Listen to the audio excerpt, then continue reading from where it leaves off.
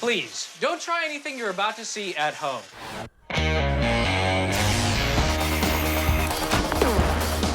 Well, there's your problem. In this special series of MythBusters, Almost too exciting.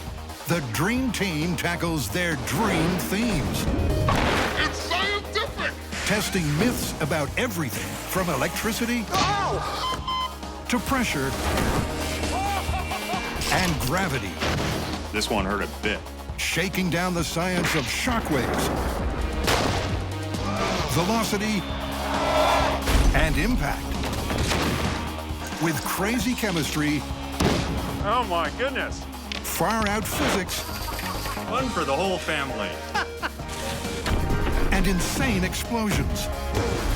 Is everybody okay? Life's burning questions answered.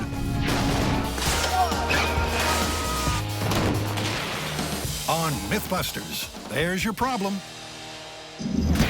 On this episode, brace yourself as we delve into the devastating science of impacts. Who wants some? Then we'll go up, up, and away This is fantastic. with escape rafts, balloons, and balls to investigate the physics behind inflation. Be ready to duck and cover. In our first myth, the MythBusters are trying to solve a traffic problem, using the kinetic energy of a dump truck to push cars out of the way. Well, it's a common movie trope. First, I needed to picture a couple of lines of cars sitting in traffic. When another character in the movie is driving a giant truck at high speed along city streets, when he approaches these cars standing still, there's not enough space for him to get through, but no matter, he revs his engine and barrels right up the middle, sending cars flying willy-nilly and continuing on his way. I don't know whether that'd happen or not, but it sounds like it's going to be fun to test it. If our dump truck is going to survive pushing through two lines of cars, it's going to need a super powerful bumper. Okay. So we're putting on a much more powerful bumper. This steel, these tubes, 6 by 8 inches, they ought to allow us to push through any number of cars. I don't know if they'll allow us to continue driving, but they'll at least allow the dump truck to survive. For the myth to be plausible, the truck not only has to shove the cars out of the way, it has to be able to continue its drive. This gives a whole new meaning to driving a car. If we're going to drive our truck into a couple of lines of cars, we're going to need, you guessed it, a couple of lines of cars. That's a nice line of cars. Are you ready to smash into these cars? Did I ever tell you how much I hate traffic? Well, now's your chance to even the score. With 10 cars in 2 lines, will this speeding dump truck have enough force to clear its path? Jamie, you do the math. This truck weighs over 30,000 pounds. Those 10 cars over there also add up to somewhere over 30,000 pounds. But the thing is, the truck's going to be moving at around 40 miles an hour when it hits them, so it's going to impart several times its own weight to those cars. And that means the truck is going to win. But whether it also means that it's going to be able to move completely through the cars and keep going like it does in the movies or not, that's another thing. And that I'm not so sure about. Jamie's undecided, but Adam has a very specific prediction as to where he thinks the truck will run out of power. The fourth car. I don't think we're going to make it all the way through this line of cars. I think this is where we might end up. Well, now to find out by tackling this head-on collision head-on. Well, it's time. Mind if I drive? Not at all, sir. Let's get in. With the Heineman at the helm, the guys climb in, buckle up, and prepare for a bumpy ride. All right, here we go. Plowing through traffic in 3, 2, 1, go. 30,000 pounds of truck heaves into action as Jamie slowly accelerates down the runway. And once he hits 40 miles an hour, the boys get set for a truly meteoric impact.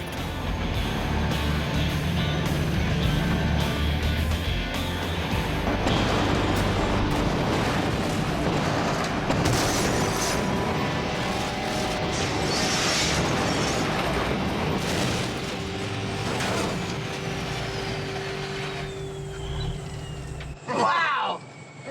Holy crap! That lifted up our truck! Are you okay? We didn't make it through it, though. We didn't make it through at all. Wow, that was awesome! Awesome, no doubt. The big rig's weight and velocity was a mighty force. But eventually, the inertia of the stationary cars was too much, and the dump truck got stuck. So, Hollywood's version of events that a big truck can just plow willy-nilly through sitting traffic? Well, if that truck with that bumper on it couldn't do it, they're not doing it. No, it's totally busted. However, Uh-oh. it does start the wheels to turning, though, don't it? Uh-oh, indeed. Because when those particular wheels of Jamie's start turning, the results can be both brilliant and terrifying. So now we are planning to present our truck with an even bigger challenge. 2 lines of cars closely packed, and we want our truck to make it through all of those cars effortlessly. To do that, they need something that will impart the kinetic energy of the truck more efficiently, This is going to be a finger buster. like this giant steel beak. We mean business.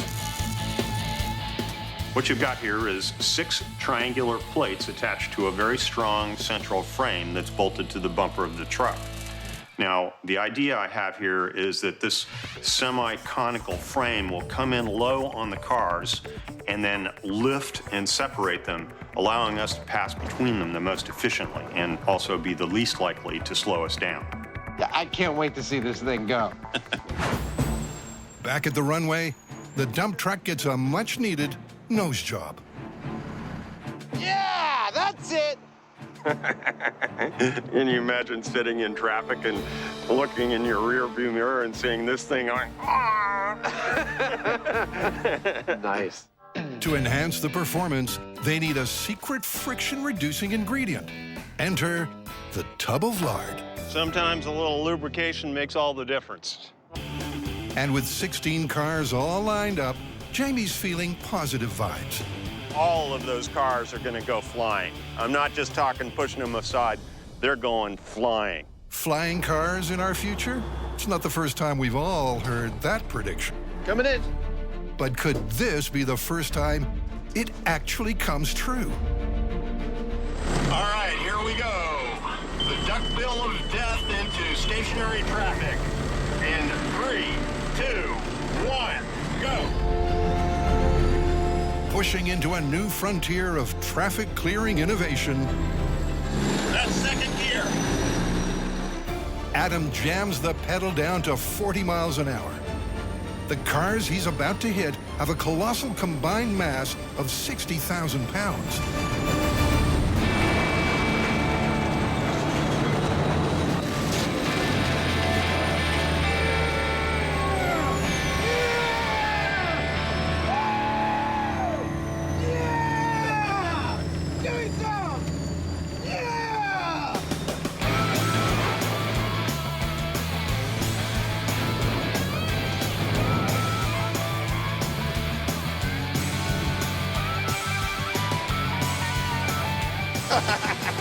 That was amazing!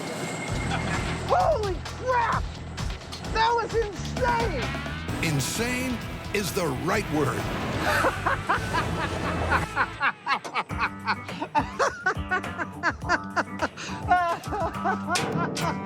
It just didn't stop. It didn't stop. I kept giving it gas and it didn't stop. If anything, it was self-centering. That was the most incredible thing we've ever done. I've never experienced anything like that. They're just kind of like flying. We could have kept going through 100 cars. I really feel like we could have. We weren't going that much slower. We didn't take nearly the impact on that run as we did on the first run. I think we just solved my traffic problem. I'm gonna put one of these on my car. Oh my God.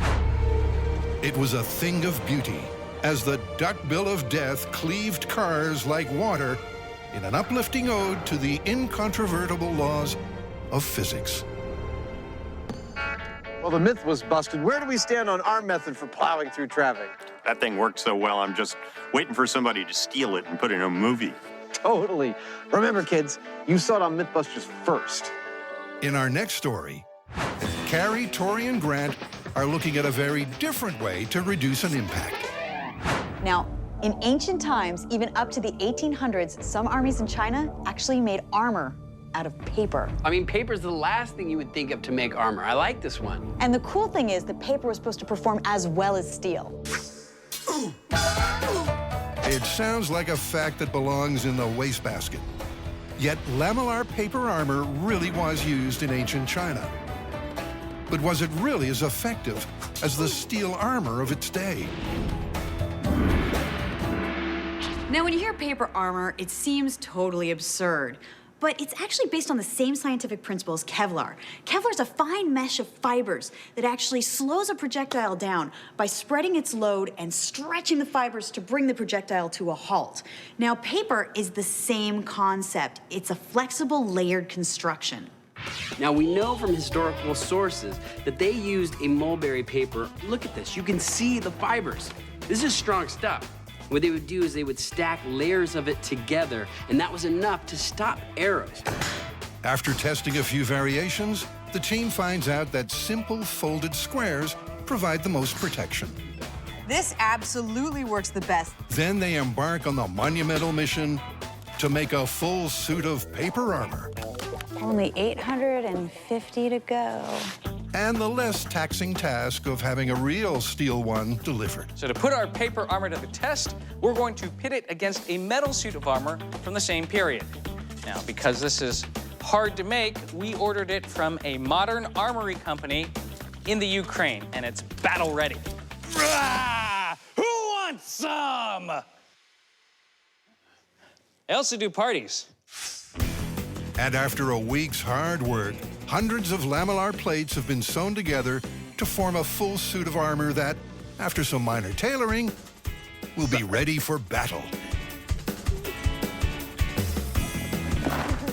It is time to see how well they protect under a full-scale attack. What we are gonna do is set up some mannequins. Grim up, this is gonna get dangerous.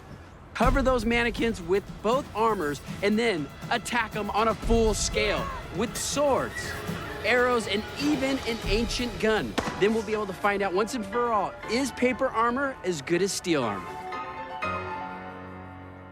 But perhaps paper's biggest test will come not from our trio of weapon-wielding barbarians, but from persistent precipitation. It would have been nice to do this experiment on a nicer day. Then again, war doesn't wait for good weather. The rain may indeed weaken the paper and favor the steel, but it's a real-world problem. If paper is to prove itself as protective armor, it'll have to cope with a light shower. We're all set. First test, arrows from 20 feet. Carrie, Tori, and Grant let loose on both sets of armor. And despite being soaked, softened, and sodden, the paper protects our male model mannequins as well as the steel does. Totally worked. That is phenomenal. It totally worked. The paper armor is stopping the arrows. We have not got one arrow to penetrate through. I mean, it doesn't look as good as the steel armor, but the important thing is, it's working. But how well will it fare against a cold steel blade? All right, Carrie, just swing wildly. Using both an edged slicing stroke and a stabbing action, Ooh, I felt that one. Carrie works all the angles. It looks like it's separating through, but it's stopping before it even gets halfway through the tile. That's great. Wow. Yes, the paper armor is working. On any individual stab, slice, or arrow shot, a previously undamaged scale clearly matches the metal. But for the ultimate test, let's try a bullet from a period-accurate pistol.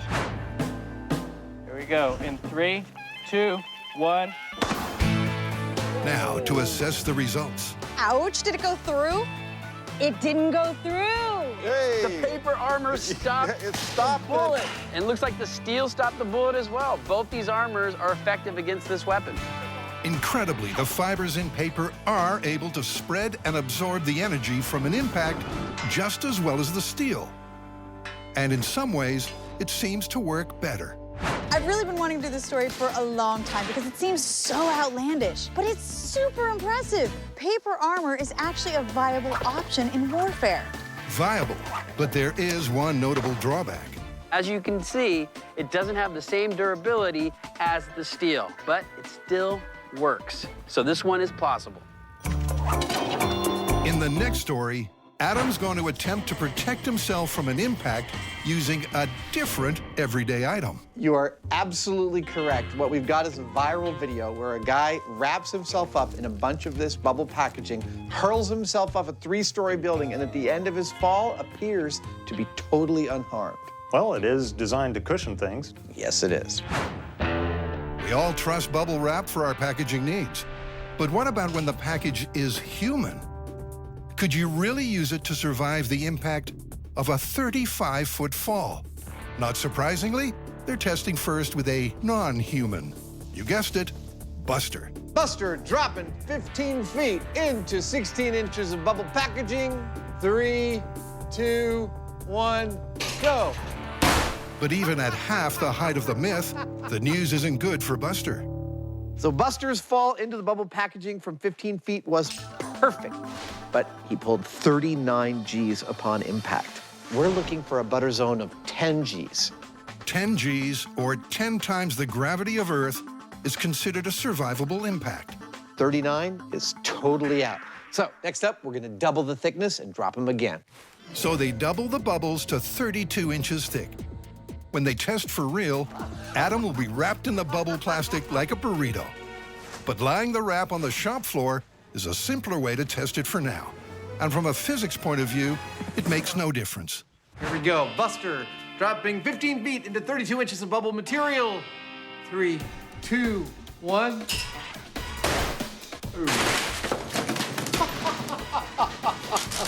Poor Buster. But doubling the bubbles reduced the load by less than a quarter, and that doesn't bode well. So if layering up isn't working, is there a design that will better absorb the impact? What if we didn't wrap it in tight tubes, but we wrap it in tubes with a bigger hole in the middle? So these would crush just like a coil spring on a mattress. Right, exactly. It may not look like much, but by alternating regular sheets with coiled but hollow bubble springs, the guys have high hopes. Awesome. All right. A few hours of work, the boys have their first prototype bubble spring mattress. They drop Buster first on 2 layers, then on 3. In 3, 2, 1.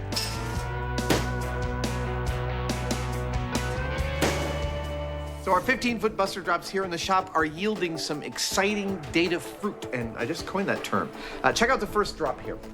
We are dropping Buster into 2 layers of tubes constructed of thick-wall, heavy-back, half-inch bubble packaging, and he pulled an average of 30 Gs on that drop. That's an improvement over some of the other stuff we've seen, but it's still not in our ballpark. However, for the second drop, which you can see here, we added a layer of thin-wall, non-heavy-duty half-inch bubble packaging to slow down his deceleration, and it seems to have done exactly that. On that second drop, he pulled an average of 15 Gs. We cut our G load in half. And to bring the 10 G target into range, Jamie's tweaking the tubes into a more shock-absorbing shape. That cone or funnel shape will allow the bubbles to neatly fold inside the structure, like so, and give us a nice linear deceleration. And these bubble cones serve a double purpose. We can make a curved instead of a flat sheet, and we can actually roll Adam up inside it. Yeah, you heard that right. And we can actually roll Adam up inside it. So confident are they in their new mattress model that for the next drop, it's out with Buster and in with someone altogether more important. We're counting on the fact that the bubble packaging here is going to save my life, but we've also posited some other worst-case scenarios and implemented safety procedures to protect me in their case. First of all, a neck brace, a helmet, and a spine protector. I'll have a radio earpiece in so I can communicate to the outside. This ought to keep me safe. It's the way he said ought to that gives me the shivers. Here we go. See you on the other side. That's right, because from this point, Adam's under wraps. Oh, that's cozy. Starting with 5 layers of heavyweight bubble pack. Bye-bye, everybody. The first coat of their spring system is coiled around him. Okay, up we go. Keep tension. It's a good thing I don't get claustrophobic. Followed by the second. Pull a little tension and up and in. You're doing good. But once that's taped on, Adam drops a bombshell. Hey, Jamie. Yeah. I'll tell you, I can feel the pressure. It's quite a lot of weight. It's the weight on me is actually quite intense. 100 pounds of bubble pack mattress has Adam under pressure, and there's still a layer to go. Is it a problem? No, it's not more than I can take, but I can tell you that when we put that third layer on, that's about as much as a human could take. It's a worrying revelation. Here comes the third layer. And at the full 150 pounds, the weight of the wrapping will be almost unbearable. It's gonna be heavy. Okay, now I've got to get the big tape. Are you guys okay? Wow. Are you all right? Yeah, I'm all right. Am I fully wrapped now? You are. Oh, great. I truly am a bubble boy. With Adam trussed up like a turkey, the team carefully cradles him to the drop zone before Jamie gets ready to raise the bar. So we're going up. Are you ready? Almost. Are my feet off the end of this thing? No, they're not. Then I think I'm ready, Jamie. Okay, up we go. Only now is the team fully realizing the weight of what they're about to do and how easily it could go wrong. I'm on the trip line. Adam, we're in place. You're at the correct height. Are you good to go? Jamie, I am good to go. I am completely passive to this entire enterprise. My life is in Jamie's hands. Okay. Is there anybody that's not good to go? So it's now or never. In 3, 2, 1.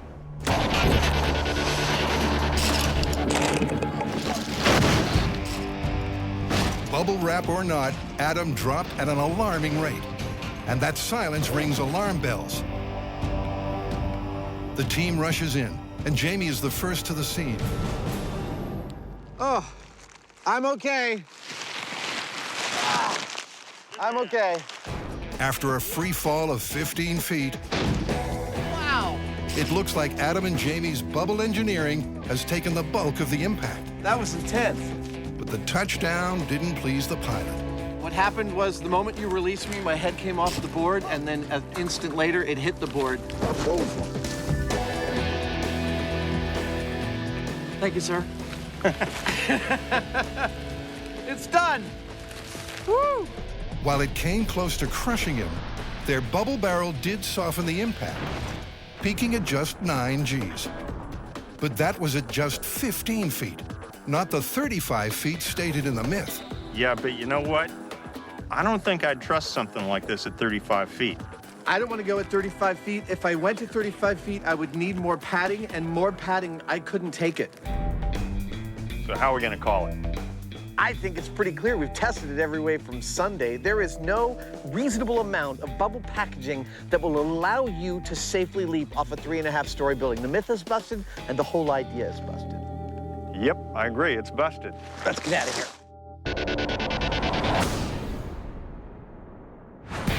With the facts of impacts absorbed, the MythBusters are taking on 3 more myths, this time about inflated objects. Will they fly into confirmed airspace or plummet into the busted zone? For our first story, please assume the brace position. This is yet another interesting Hollywood approach to physics, and it involves surviving a fall from an aircraft by using an escape slide or a life raft as a parachute. So, what is our plan? Where do we begin? Well, obviously we have to find an escape slide and a life raft, and we're going to attach Buster to them and haul him up in the air in a helicopter and compare the speed that he falls at with what he would fall if he wasn't attached to anything. And maybe it'll be a survivable speed. Well, one can only hope. Can an inflated raft provide enough wind resistance to save Buster's life? To determine the survivability of Buster's ride, Grant preps the rig for the key metrics. How fast the fall, how hard the landing. We've got the accelerometer in the head. We've got a velocity meter that's actually used by the special forces, frangible bones that we know will break according to human bones. We've got our shock meters that will tell us by visual indication if we've exceeded certain G-forces. Grant, with his radar gun, will also track Buster's ride manually. And speaking of ride,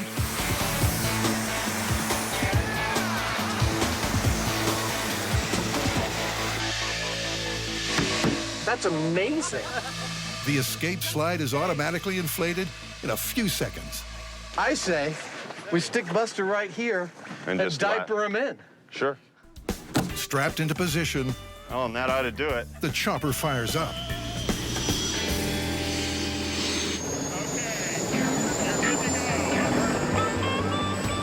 The lines attached to the chopper will be released once they hit 2,000 feet. But disaster.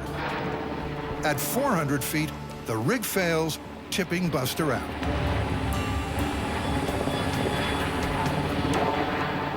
Did you see the explosion? It was like a splash of water. And Buster just found out how terminal velocity can be. Oh!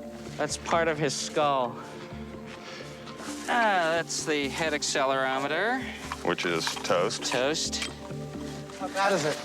Real bad. Without anything to slow him down, the rapid deceleration caused by Buster hitting the ground was catastrophic. This gives you an idea how severe that impact was. Even the silicone is ruined. Wow. Unfortunately, Buster doesn't get a chance to rest in pieces. Turns out that he broke every bone in his body. This is without a doubt the worst damage Buster has ever sustained. The surgery team goes to work to bring Buster back to life. Jamie goes to work on the rig. This time we have some big hauling straps. So we've got two straps that are not going to break, basically. They could pick up the whole aircraft. Meanwhile, Buster's resurrection is a medical miracle. They've replaced all his bones, replaced the shock watches that will measure impact, and the head transplant includes a new accelerometer. So, it's go time. Again. Bye, Buster. Good to go, over. Buster appears to be detached, but he's still in the raft, over. We're at 2,000. They're at 2,000. Okay, whenever you're over the target, over. Go ahead and drop on your mark, over. It's going down, guys, take cover. He's drifting back towards us. Let's get near the truck. Oh, no. He flipped over. Yep, and Buster has accidentally been ejected again. The Raft clocked in at 22 miles per hour. Buster, on the other hand, clocked in at 154. The only good news after two failed drops is that they do actually have some useful information.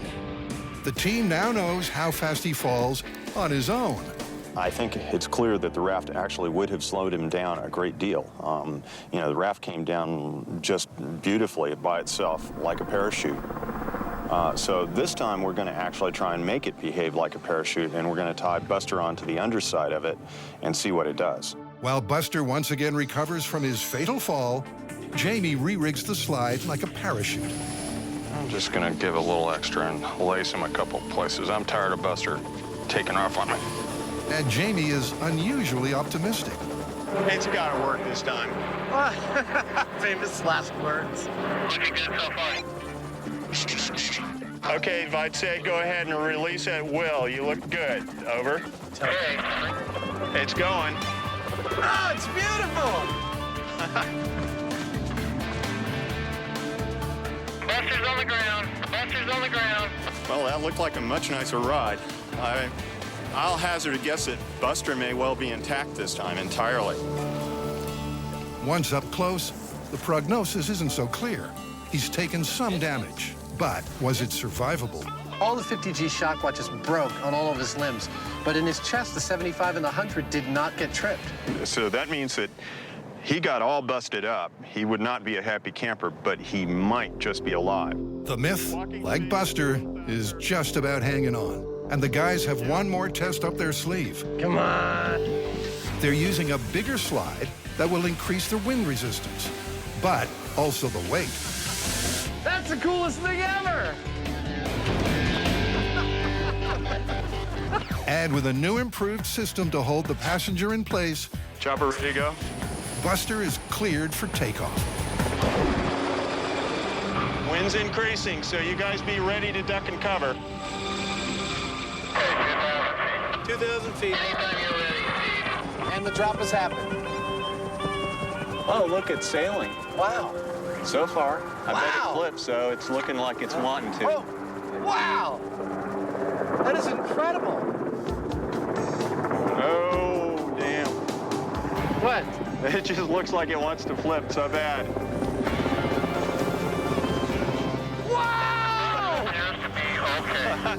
The reading from the radar is encouraging. I got a peak of 42. It's rocking back and forth. Yeah. Mostly about in the 20 range. But is there life in the myth or just dead air? It's looking pretty good. Let me I break don't see any damage at all. In fact, not a single bone is broken. Let's see his chest.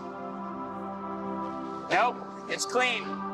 And the 3 shock watches all remained intact.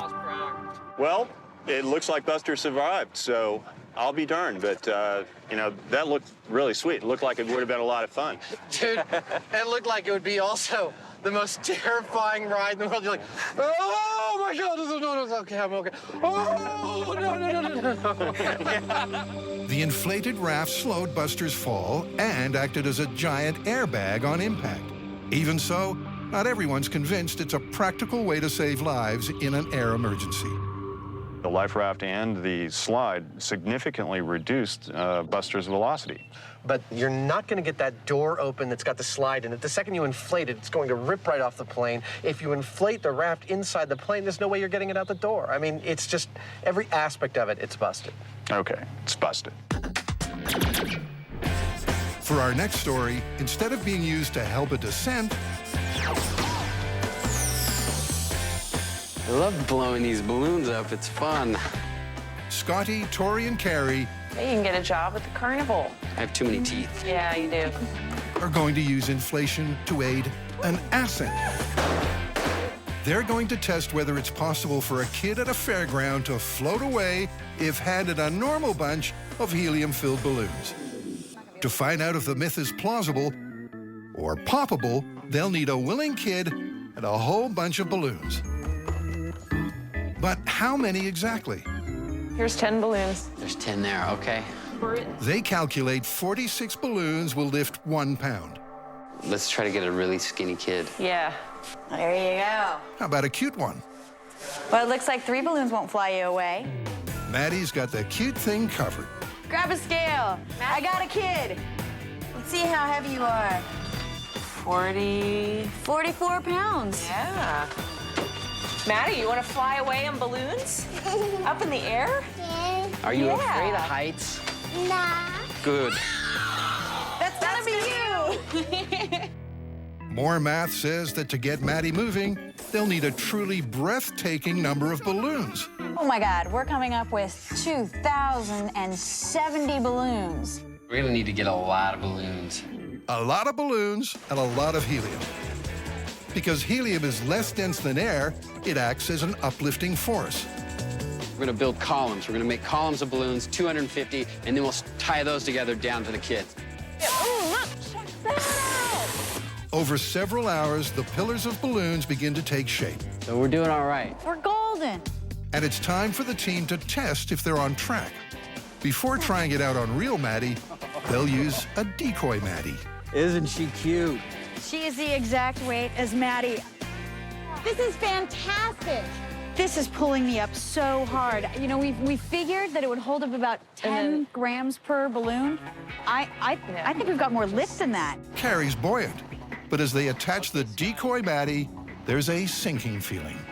There's a little bit of lift, but Not enough. 1,900 balloons only cancel out about half the dummy's weight.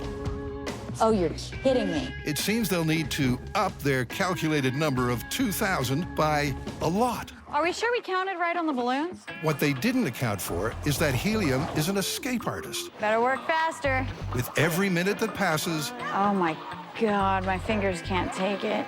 the balloons that are inflated lose some of their helium and lifting power. Ow, I need that finger.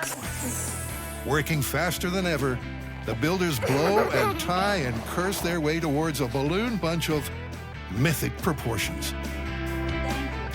Well, if our count is correct, we are now at 3,000 balloons, which is about 1,000 more than we originally expected. I guess we should do another test with the dummy, huh? But once more, Sandbag Maddie has deflating news. 7 more pounds. We only have to lift 7 more pounds. 500 more balloons coming up. It's becoming a bit of a stretch to believe any fairground would have a balloon bunch this big and hand it to a child. This will get us up to 3,500 balloons. Finally, Maddie's moment has arrived. Maddie, it's go time. Woohoo! All right. Safety line in hand. I got a safety line. You ready? Yes. Look at that! It worked! Okay, Maddie's flying, but it took almost 4,000 balloons. So the team don't believe it could ever have happened in real life. I would say we popped that myth. Totally busted. There's no way that a circus would have this many balloons in one bunch. Busted, busted, busted, busted, busted. For our final inflation myth, Adam and Jamie are also taking a punt on helium. The myth is that if you fill a football with helium and you kick it or throw it, that because it's lighter, it'll have more hang time and therefore it'll travel farther.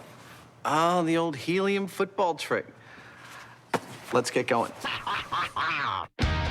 Like the previous myth, this one hinges on helium's low density. Been a long time since you walked on the gridiron, huh? Fill a balloon with it, and it'll float. But will it make a football fly further? I know I'm out of shape when just walking to the end of this field makes me out of breath. It's game day at the Science Bowl. San Francisco City College. What kind of improvement do you think helium would land? I believe helium would add a good 5 to 10 yards to a good kick. Tim's confident, but is his opinion based on science or urban myth? Dude! That's amazing. That was a beautiful spiral. You made that look way too easy. A couple of handy hints, and the rookie's ready for his premier punt. And before you can say hang time, no spiral. The ball's back on the ground. Oh, I think we should get Tim to kick the balls for us because he's really good. Makes sense. Tim takes care of the kicking, while Adam and Jamie take care of the nerding. I brought a bunch of meters for the weather conditions just to make sure, we've got comparisons on everything, and I think we should just keep on checking the wind speed. Okay, well, while you're doing that, I'll break out the brand new regulation balls. They're filled to exactly 13 PSI, which is what is required. Oh, excellent. But is that 13 PSI of helium or air? This ball feels a little light. Is it filled with helium? Well, we couldn't tell you that, could we? Or we'd skew the results. So we'll tell you afterwards. How's that? Here we go. Test number 1, punt number 1. Tim does his best to produce 5 identical kicks. Downfield, Adam records the distance of each one. For test number 2, the balls are emptied, then refilled with the other gas. Once again, it's crucial to the experiment that its identity remains secret. See how far they go. Yeah. Tim puts up another 5 punts, this time with helium-filled balls. So what are the results? And did he spot the difference? Your first set of balls were actually regulation balls filled 13 PSI with just regular air. Wow. I would have thought that those were the helium balls. Well, the second set was the helium balls. That's surprising. What's more, even though Tim didn't pick them, the helium balls did travel further than the air-filled ones by an average of 3 yards. But is that data reliable? Unfortunately, kick to kick, we're looking at a difference of like up to 20 yards sometimes. And when I see a difference of that between 2 data points, I just don't look at my average as being a real number. I'm not ready to call this one busted, plausible, or confirmed yet. I don't think we have enough real data. So it's back to the shop for a rethink. There's too much variance between the kicks. We need to get a lot more scientific about this. Well, let's look at the very first part of this. Does helium actually make a football lighter? Let's carefully weigh some helium-filled footballs and some air-filled footballs and see what, if any, difference there actually is. 1. They weigh each ball's dead weight Aha! Then fill it with the regulation 13 psi. Well, this is actually pretty cool. I'm getting almost exactly a difference of 3.2 grams, which means we're filling this with 3.2 grams of air. I never would have guessed that. I would have thought it was like 1/10 of a gram, maybe. Yeah, it's pretty amazing. Air weighs more than you think. Put a cylinder around the Eiffel Tower, and the air inside will weigh more than the tower itself. But the crucial question, how much does helium weigh? It's actually almost 7 grams different between the helium-filled football at regulation pressure and the air-filled football at regulation pressure. And what's more, it turns out that even an empty ball weighs more than a helium-filled one. Even though I know a helium balloon will float up in the air because helium's lighter than air, I didn't expect that helium, even a small amount like 3.25 psi of helium, would actually reduce the weight of the football by probably almost a full percentage point. With the weigh-in complete, it's time for an indoor test. And maybe we'll get one of those kicking machines to eliminate the human element in the kick, which is probably a really big thing. Oh, yeah. The guys head for an indoor space, away from the weather, and it's got to be big.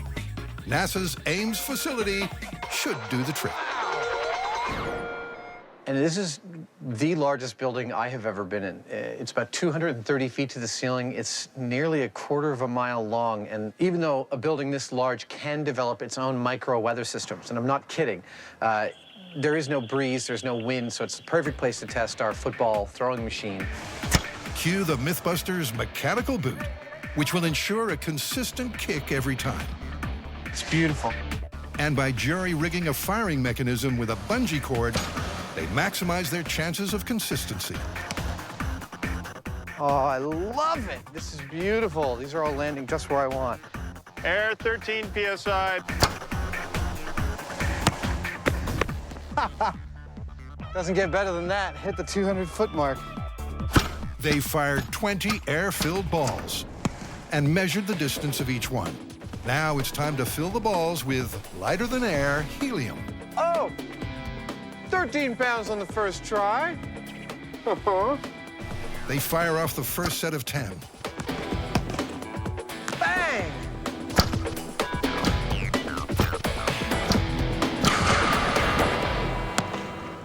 Dead on the money with its predecessor. I love that. With a full 60 kicks completed, Jamie's got a hunch this myth's on shaky ground. In spite of what you might think, a lighter ball is going to be easier to travel farther. Physics determines that if we launch the ball at the same speed and it has more mass, that's actually going to go further. It's all to do with inertia, which, according to Newton's first law of motion, states that the heavier an object, the more inertia it has, and the more resistance to drag. In other words, a helium-filled football should not fly as far as an air-filled one fired at the same speed. But once the numbers have been crunched, surprisingly, there's no substantial difference. Jamie thinks he knows why. The machine we were using in the hangar seemed to me to replicate more of a throw than a kick, so maybe it's about time that we actually build a kicking rig. So this myth goes into extra time. And to nail it once and for all, they're going to use a hammer. There's your kicker. And soon the sledgehammer is ready to crack this sporting nut. All right, let's try that, Jamie. We've got the camera cranked up to 1,000 frames per second. We're looking for how fast that ball takes off, what the exit speed is. If it's faster, it means there's a better transfer of energy, and we're gonna try and find that out. So, first test, this is an air-filled ball to 13 psi. Okay. And 3, 2, 1. Let's bring the hammer down. By studying the high-speed footage, they can calculate the speed of the ball as it leaves the frame. The hammer speed, which I'm measuring just to make sure each of our tests is consistent, was 18.5 feet per second. The ball's exit speed, this is good, was 31.25 feet per second. That's the baseline for comparison. Now, for a helium football's last hurrah. If this football's exit speed is higher than the air-filled one, then the myth is still possible. If not, then it's game over. So, what's the final score? It's exactly the same speed as before. The 16 frames travel 6 inches, 32 frames per foot equals 31.25 feet per second. Identical. The game's up for the myth of the helium football. The myth that a helium-filled football flies farther than a football filled with air, what's the verdict? It's absolutely busted. It's not about being lighter than air, it's about having the ability to push through the air. So actually being a little heavier is an advantage. Yeah, no, we found doing the math that if you kick a ball 70 yards, one filled with helium and one filled with air, the advantage is to the ball filled with air, but it's only about an inch. That's over 250 feet, 1 inch of advantage. It seems that the designers and manufacturers of these footballs have already figured all this out for some strange reason, and these balls are pretty much maxed out in their ability to travel through the air. Well, I don't think this is the last we've heard of this, but I'm willing to call this one totally busted. Busted.